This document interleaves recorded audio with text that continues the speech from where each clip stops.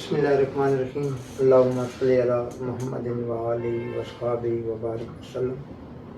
ناظرین، کیونکہ ٹائم کی کمی تھی تو یہاں میں وہ اس طرح کا وزٹ نہیں کرا سکا ہوں، تو وہ جو ان کی کاوشیں ہیں منہاج القرآن کی،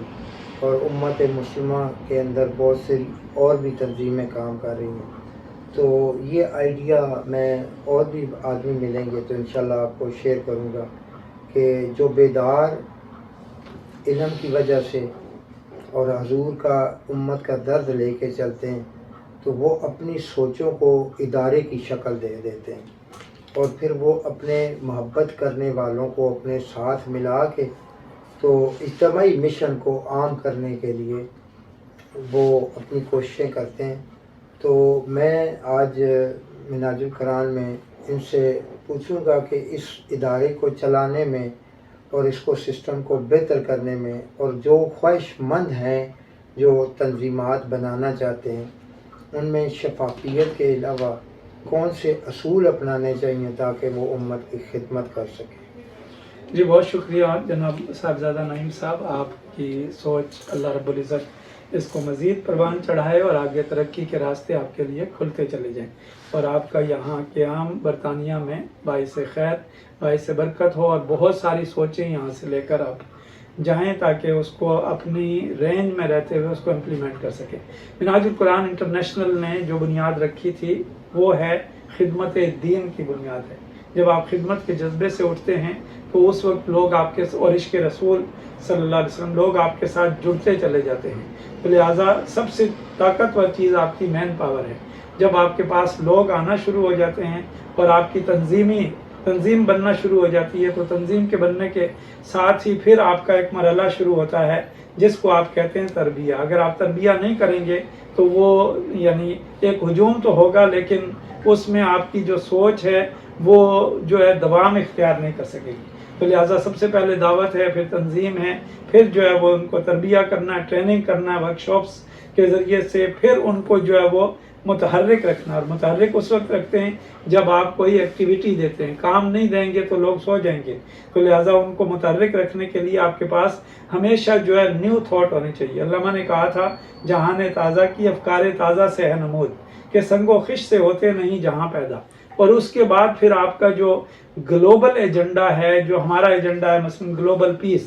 ہم پوری دنیا کے اندر امن برپا کرنا چاہتے ہیں۔ آج ہر آدمی انڈیویجولی ہو، کلیکٹیولی ہو، ملکی طور پر ہو، وہ پریشان ہے، حالانکہ ہر ایک کے پاس ریسورسز موجود ہیں لیکن اس کے پاس سکون نہیں ہے۔ وہ گلوبل پیس کی جو سلسلہ ہے وہ آپ کو جو ہے وہ اپنا ملتا ہے صحبت کے ساتھ، نیک سنگت کے ساتھ، خیالات کی پاکیزگی ہو، پھر آپ کا ماحول پاکیزہ ہو، پھر اس میں آپ جو ہے وہ لوگوں کو ٹرینڈ کرتے ہوئے آگے بڑھاتے ہیں، تو پھر ہر کوئی اخلاص کے ساتھ جو رسول پاک صلی اللہ علیہ وسلم نے سوسائٹی بنائی تھی، اس سوسائٹی کو اگر ہم دیکھیں تو 5 چیزیں اس کے اندر تھیں۔ نمبر 1، وہ سوسائٹی جو ہے وہ نسل انسانی کی وحدت پر تھی، اس میں کسی طرح کا ریسزم نہیں تھا، کسی طرح کا جغرافیکل جو ایلیمنٹ نہیں تھا، کسی طرح کا لینگویج کا سلسلہ نہیں تھا، اس میں فارس کا سلمان بھی تھا، روم کا سہیب بھی تھا، مکہ المکرمہ کے جو ہے وہ اپنا عمر بھی تھے، اور حبشہ کے بلال بھی تھے۔ یہ سب مل کر جو ایک سوسائٹی کا حصہ بن گئے تھے۔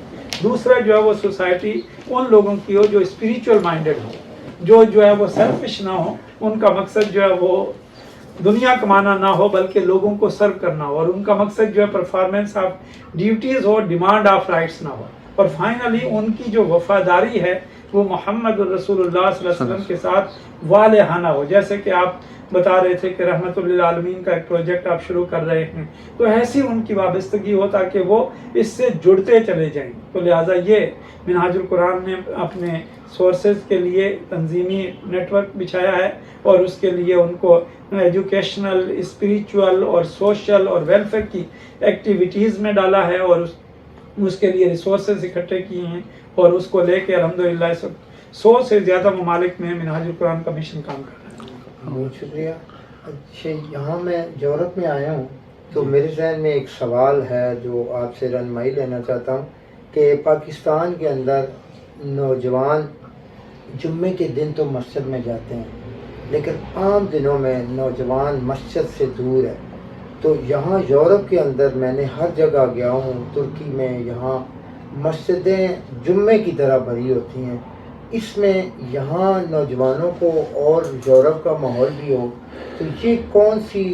طاقت، کون سا طریقہ ہے جو جوڑ کے رکھتا ہے اور مسجد کے، تو مجھے آپ یہاں کی جو ہے وہ کیوں جڑا ہوا ہے نوجوان؟ جتنے بھی لوگ جنریشن بلڈنگ پہ کام کر رہے ہیں، جنریشن کنسٹرکشن پہ کام کر رہے ہیں، وہ 3 اینٹیٹیز کو ایڈریس کرتے ہیں۔ سب سے پہلی چیز ہے پیرنٹس۔ اگر پیرنٹس گھر میں اچھا ماحول دیں گے تو نوجوان جو ہے وہ جڑا رہے گا۔ دوسرا ہے سوسائٹی۔ سوسائٹی کی ذمہ داری ہے کہ سوسائٹی جو ہے وہ ایسا ماحول، مثلا حج کے دن ہیں، اب آپ دیکھیے تو اس میں کل یوم عرفہ ہے، تو یہاں آپ گھروں میں دیکھیں گے حج کی سیلیبریشن ہو رہی ہوگی، حج کے لیے لوگ اپنے بچوں کو جو آگے ہی دے رہے ہوں گے، کوئی نہ کوئی طریقہ جو ہے مساجد جو ہے وہ حج کے پروگرام ارینج کرتی ہیں۔ تیسرا طریقہ جو ہے وہ ہمارے اسکولز ہیں، یا جس کو آپ مساجد کہیں گے۔ مساجد وہی کامیاب ہوں گی جو کمیونٹی کو سرو کریں گی، اور اس کے حوالے سے یہ تینوں اینٹیٹیز جو ہے ذمہ دار ہیں۔ اور پھر ایک اور اینٹیٹی ہے جو پاکستان میں جو آپ نے بات کی، وہاں بدقسمتی سے جو میڈیا ہے، میڈیا اگر اس پہ رہنمائی کرے تو بہت ساری چیزیں درست ہو سکتی ہیں، اور اس میں حکومت کا رول جو ہے بہت بڑا جو ہے وہ انوالو ہوتا ہے۔ یہاں کی جو آپ نے پوچھا واقعتاً یہاں یعنی دوسری طرف کے لوگ بھی ہیں، لیکن زیادہ لوگ ایک تو دوری کی وجہ سے اور ایک اپنے مذہب سے دور رہنے کی وجہ سے ان کے اندر احساس ہے کہ ہم کہیں بالکل ہی اسلام کے ایمبٹ سے نہ نکل جائیں، اس لیے پیرنٹس بھی فکر مند ہیں، سوسائٹی بھی فکر مند ہے، اور مساجد اور اسلامک اسکول بھی کوشش کرتے ہیں کہ نوجوان نسل کو جو ہے بچایا جائے۔ اگر یہ نسل بچے گی تو آگے اسلام کیری آن کرے گا، اور یہی نہیں بچے گی تو آگے لوگ پھر مسجدیں خالی ہو جائیں۔ میں آپ کی گفتگو سے یہ سمجھ پایا ہوں کہ اگر پاکستان کے اندر مسجد، منبر اچھا کردار ادا کرے اور آستانے اس طرح کے ادارے بنا کے اپنی کمیونٹی کی فلاح و بہبود کے لیے کام کریں،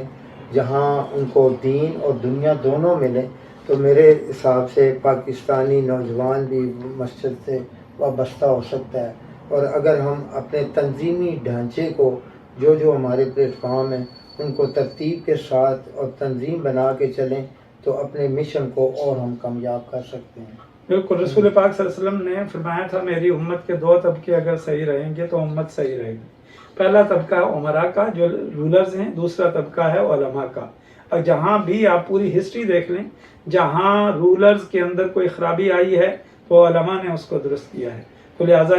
یہ دونوں طبقے جو ہے اسٹرانگ ہوں گے تو کامیابی ہوگی۔ صاحبزادہ نعیم صاحب، میں آپ کو یہاں ویلکم بھی کر رہا ہوں منہاج القرآن کے بہاف پر۔ پچھلی بار جب آپ ایک نئی سوچ لائے تھے جو یہاں بڑی جو ہے وہ اٹریکٹ کرتی تھی لوگوں کو، حی علی الفلاح کے نام سے آپ نے ایک سلوگن لگایا تھا، تو اس کا اگر تھوڑی سی آگہی دے دیں تو آپ کے توسط سے سوچ کو ایک اور سوچ مل جائے گی، وہ کہاں کھائیں؟ بہت شکریہ۔ ویسے میں نے بہت سارے پلیٹ فارموں پہ حی علی الفلاح کا کنسیپٹ بیان کیا ہے۔ وہ چھوٹا سا ہے کہ حی علی الفلاح میں نے کہاں سے سیکھا، وہ حضرت بلال حبشی کی وہ اذان ہے جو جب سے شروع ہوئی ہے اور ابھی تک وہ ہر وقت 24 گھنٹے گونجتی رہتی ہے، اور مسلمانوں نے اس کا جواب بھی دینا ہوتا ہے۔ تو پھر میں نے سوچا کہ حی علی الفلاح کا جو مقصد ہے ہمیں نماز میں کہاں سے ملتا ہے، تو مجھے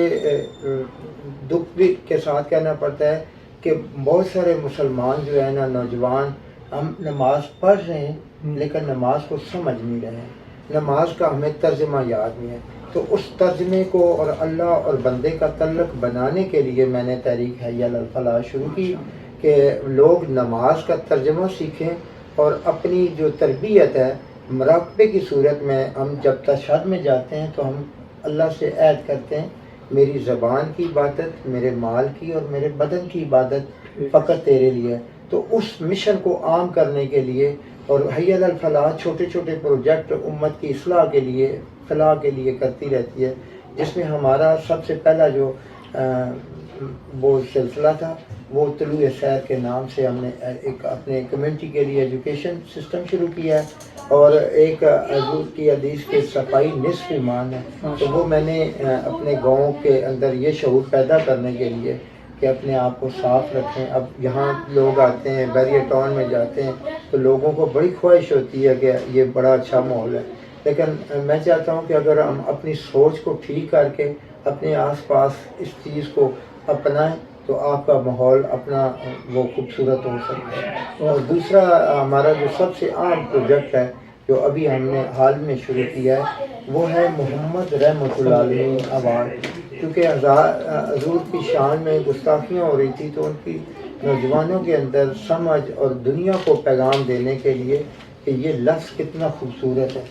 تو اس میں وہ جو اسلام کے بارے میں کہتے ہیں ٹیررسٹ ہے یا وہ تشدد پسند ہیں، تو یہ بات لوگوں کو اور دنیا کو سمجھانے کے لیے میں نے محمد رحمۃ اللہ علیہ ایوارڈ کا اجرا کیا ہے. اور جو مطلب امت مسلمہ کے اندر یا کسی بھی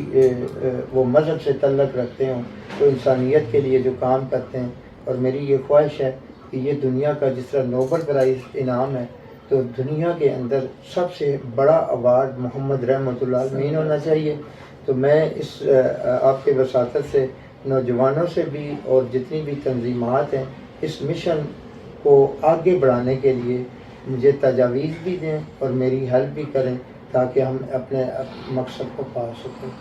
بہت شکریہ. جی. تو اور آخر میں آپ سے چونکہ ٹائم کافی ہو گیا تو آپ اپنے دل کی آواز،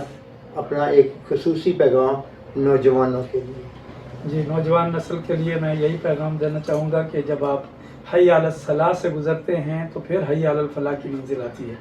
پہلے جو ہے وہ صلاح کو مضبوط رکھ لیں، پھر فلاح سے مراد کامیابی ہے دارین کی کامیابی. اور دارین کی کامیابی اس وقت ہوگی جب ہم قائد اعظم محمد علی جناح رحمۃ اللہ علیہ کے جو 3 اصول ہیں اس کو اپنائیں گے، فیتھ، یونٹی اور ڈسپلن. یعنی یقین محکم ہو اور پھر اس کے ساتھ ہمارے پاس جو ہے وہ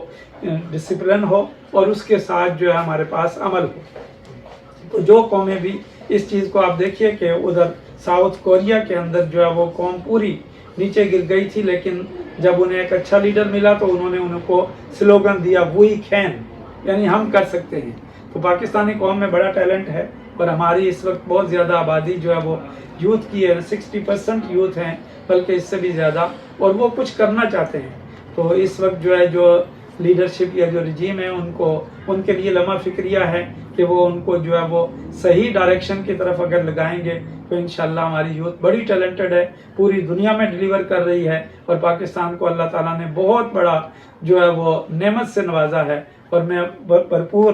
یعنی با امید ہوں کہ انشاءاللہ ہماری یوتھ جو ہے وہ اس ملک کو جو ہے وہ اپنا رسول پاک صلی اللہ علیہ وسلم کے اور جس مقصد کے لیے حاصل کیا گیا تھا کہ پاکستان کا مطلب کیا لا الہ الا اللہ محمد رسول اللہ کے مشن کی طرف اور نظام کی طرف ضرور لے جائے گی. آپ نے بھی ایک آواز دی ہے. منہاج القرآن انٹرنیشنل آلریڈی اس فیلڈ کے اندر موجود ہے اور امت کی رہنمائی کے لیے حضور سیدی شیخ الاسلام کی تھاٹ اور ڈاکٹر حسین محی الدین صاحب کی جو کتب ہیں اسلامی اکنامکس پر، یہ میری کتاب میرے ہاتھ میں اسلامی اخلاقیات تجارت، یہ یوتھ کے لیے بہت بڑا، اور ہمارے جو بینکرز ہیں، ہمارے جو تاجر ہیں، ان کے لیے بہت بڑا سرمایہ ہے کہ جب وہ حلال پر بلیو کرتے ہوئے آگے بڑھیں گے تو انشاءاللہ حلال برکت لاتا ہے، خیر لاتا ہے، اور حلال جو ہے ہمارے جو سوچ کے دروازے ہیں ان کو اور کھول دیتا ہے.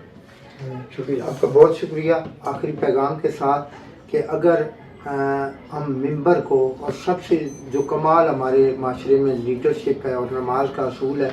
ہم اپنی مسجد کے ممبر کو اگر مضبوط کریں گے تو میرے حساب سے وہ انقلاب آ سکتا ہے. اسلام کے جو سنہری اصول ہیں اور جو مسجد کو ہم نے صرف فرقہ پرستی اور عبادت گاہ بنا دیا ہے، جب ہم حی علی الصلاح اور حی علی الفلاح کے پیغام کو سمجھیں گے اور اس طرح اپنے کمیونٹی کی رہنمائی کریں گے تو یقیناً ایک انقلاب پیدا ہوگا. آپ کا بہت شکریہ. اللہ حافظ.